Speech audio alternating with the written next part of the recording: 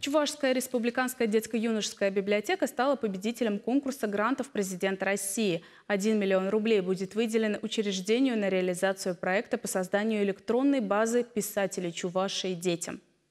Сотрудники библиотеки создавали ее в течение нескольких лет. В базу вошли более 3000 виртуальных страниц на русском и чувашском языках, более 1800 произведений выдающихся чувашских писателей и поэтов.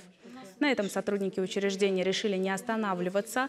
Благодаря победе в конкурсе грантов президента России будет создана электронная библиотека с современным интерфейсом, в которую войдут оцифрованные тексты произведений чувашских авторов.